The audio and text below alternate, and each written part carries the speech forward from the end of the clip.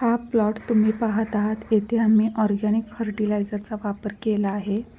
70% organic fertiliser आणि 30% रासायनिक खतांचा वापर केला आहे.